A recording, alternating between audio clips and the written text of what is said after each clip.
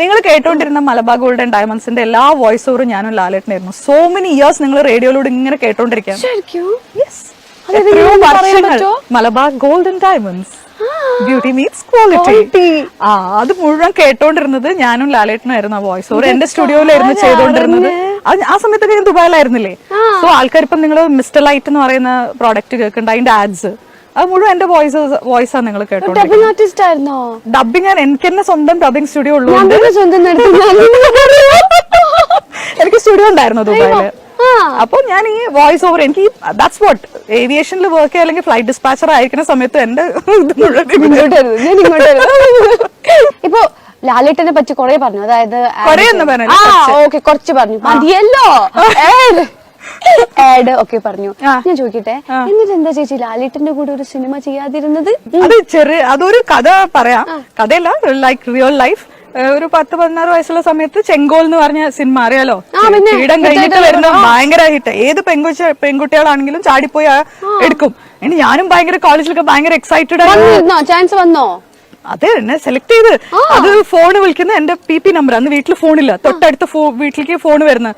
അപ്പൊ പറഞ്ഞു ഇത് ഞാൻ കിരീടമുണ്ണി. അപ്പൊ ഞാൻ ഏത് കിരീടമുണ്ണി, കിരീടമുണ്ണി ഒന്നുണ്ട് എനിക്കറിയില്ല, സത്യമായിട്ട് അറിയില്ല. എനിക്ക് ഒറ്റ പ്രൊഡ്യൂസേഴ്സിനെ ഡയറക്ടേഴ്സ് ഒന്നും അറിയില്ല. എനിക്ക് ആ കൂടെ മമ്മൂക്കനെ മാത്രം എനിക്ക് ഇഷ്ടം, മമ്മൂക്കനെ മാത്രമേ അറിയാം, അത്രയ്ക്കേ ഉള്ളൂ. ആ Mammukka fan, die hard fan.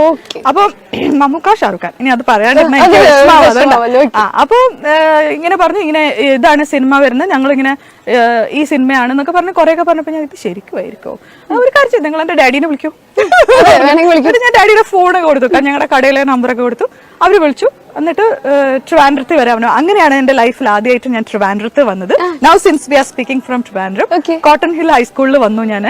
എന്നിട്ട് എന്നെ ഒരു വൈറ്റ് ചുരിദാർ, ഇപ്പോഴും നിങ്ങൾക്ക് കാണാം, അതിലെ നായിക ഇട്ടിരിക്കുന്ന അതേ ചുരിദാർ ഇട്ടിട്ട് എന്നെ ഫോട്ടോഷൂട്ട് ഒക്കെ ചെയ്തു. പക്ഷെ എനിക്ക് ഒരു ധൈര്യം ഉണ്ടായിരുന്നില്ല. അന്ന് വേണുചേട്ടൻ, CB മലയിൽ, കിരീടമുണ്ണി, അങ്ങനെ വേറെ ആരൊക്കെ ഉണ്ടായിരുന്നു. അവരൊക്കെ ഇന്റർവ്യൂ ഒക്കെ ചെയ്തു, ഫോട്ടോഷൂട്ടൊക്കെ ചെയ്തു. തിരിച്ചു പോകാൻ നേരത്ത് എനിക്ക് പേടിയായിരുന്നു. I was scared. അറിയില്ല, I was so young, naive. ഇപ്പത്തെ നിഷയല്ല. ഇപ്പോ over a period of time I know how to take care of myself. എനിക്ക് അങ്ങനെ അത്ര ഒരു ധൈര്യമുള്ള കുട്ടിയായിരുന്നില്ല. പിന്നെ ഇന്നത്തെ പോലെ അത്ര ഇൻഫ്ലുവൻസ് ചെയ്യാൻ പറ്റുന്ന ആരും ഉണ്ടായിരുന്നില്ല. എല്ലാവരും, എന്റെ ചുറ്റുമുള്ള എല്ലാവരും എന്നോട് ഇത് വേണോ നിഷ, അത് ശരിയാവോ നിഷ, അങ്ങനത്തെ ഒരു ചോദ്യം. അതായത് ആരും നമ്മളെ പോസിറ്റീവായിട്ട് ആരും പറയില്ല. പറഞ്ഞ ആൾക്കാരെല്ലാം വേണോ, ഇത് നമുക്ക് ശരിയാവോ, നീ നല്ല പഠിക്കുന്ന കുട്ടിയാണ്, നിനക്ക് അങ്ങനത്തെ എന്തെങ്കിലും ജോലി ചെയ്താൽ പോരെ, സിനിമ നടിയൊക്കെ ആയാ ശരിയാവോ ലൈഫ് എന്നൊക്കെ പറയുന്ന പോലത്തെ ഒരു ലൈഫിലായിരുന്നു ഞങ്ങൾ ഉണ്ടായിരുന്നത്. Even though I was